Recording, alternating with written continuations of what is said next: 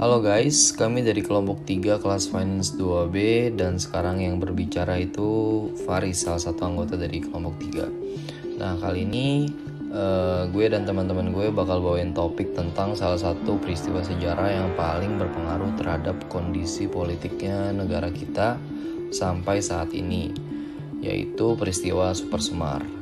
Oke, jadi gue bakal mulai dari apa sih sebenarnya pengertian dari Super Semar dan kenapa sih itu bisa terjadi.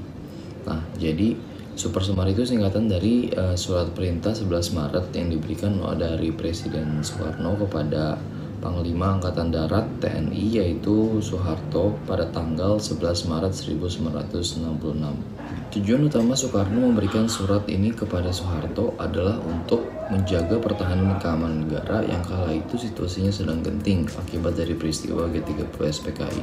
Selain itu, Presiden Soekarno juga ingin menjaga kewibawaannya sebagai presiden yang bergelar seumur hidup. Nah, mengenai gelar seumur hidupnya ini nanti bakal dijelaskan lebih lanjut oleh teman-teman gue, jadi jangan di skip videonya ya.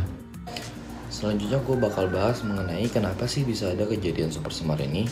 Nah, sebenarnya itu dilatar belakangi oleh dua hal utama, yaitu kejadian G30 SPKI pada tahun sebelumnya dan juga masyarakat menuntut Tritura kepada Presiden Soekarno karena mereka tidak lagi percaya kepada Presiden Soekarno yang kala itu menerapkan prinsip demokrasi terpimpin. Nah, mengenai Tritura dan prinsip demokrasi terpimpin nantinya akan dijelaskan lebih lanjut oleh rekan gue, Raisa. Jadi, Super Semar terjadi gara-gara dua hal yang udah dijelasin Faris tadi. Yang pertama, gara-gara peristiwa G30 SPKI.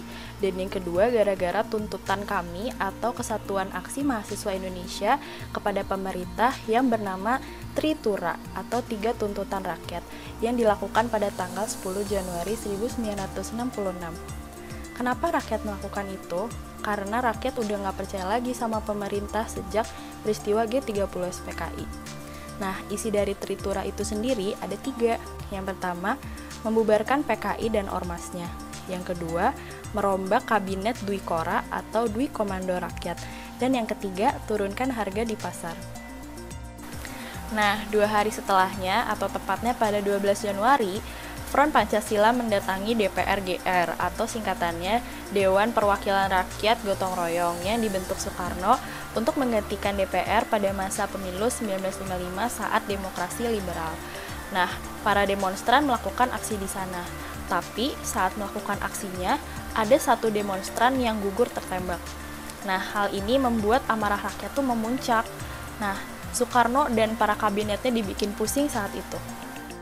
Nah, puncaknya tuh pas tanggal 11 Maret 1966, ketika Soekarno mau rapat ke Jakarta, tetapi karena kondisinya tidak memungkinkan, karena tidak kondusif gara-gara kerusuhan, akhirnya Soekarno balik lagi ke Istana Bogor. Nah, sampai di ruangannya, Soekarno melakukan diskusi dengan 3 jenderal, yaitu Amir Mahmud, M. Yusuf, dan Basuki Rahmat.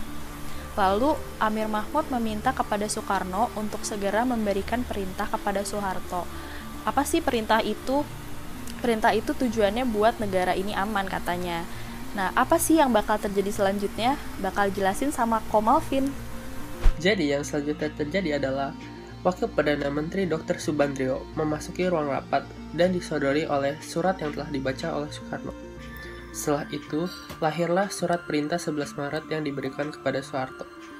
Saat itu tujuan Soekarno adalah untuk menjaga ketahanan dan pertahanan negara Indonesia dan menjaga kewibawaan seorang presiden. Kemudian yang selanjutnya terjadi adalah seperti serial Game of Thrones. Nah, kalian semua pasti udah tahu kan serial film yang udah sangat terkenal ini. Di sini ada siasat politik untuk mendapatkan kursi kekuasaan. Sehari setelah mendapatkan Super Semar, Soeharto memanfaatkan kalimat mengambil tindakan yang diperlukan untuk pengamanan negara, untuk membubarkan PKI dan segala ormas keturunannya yang merupakan pendukung politik terkuat untuk Soekarno. Melihat tindakan Soeharto, Soekarno pun panik bukan main. Namun, tindakan Soeharto tidak sampai di sini saja. Pada tanggal 18 Maret, Soeharto menangkap 15 menteri yang setia kepada Soekarno. Lalu, pada tanggal 28 Maret, Soeharto juga membubarkan pasukan khusus yang selama ini menjaga presiden. yaitu pasukan Cakradirawa. Nah, kita semua tahu apa yang sedang terjadi. Kekuatan Soekarno sebagai presiden sedang dilucuti pelan-pelan oleh Soeharto. Nah, selanjutnya kalian bisa mendengarkan penjelasan dari teman saya, Andrea. Oke, sekarang udah masuk di akhir video dan gue bakal ngejelasin akhir dari peristiwa Super Semar. Dengan segala macam bentuk pemanfaatan kekuasaan oleh Soeharto pada saat itu, berujung pada sebuah keputusan besar. Namun sebelum itu, kondisi negara Indonesia seperti memiliki dua orang pemimpin, di mana Soeharto sebagai pemilik kekuasaan yang dapat melakukan segalanya, di samping itu masih terdapat Soekarno sebagai pemegang kekuasaan tertinggi negara. Namun lebih terkesan, Soekarno seperti pemberi izin dari segala keputusan perubahan oleh Soeharto. Lama-kelamaan, kekuasaan Soekarno pun mulai tidak ada artinya.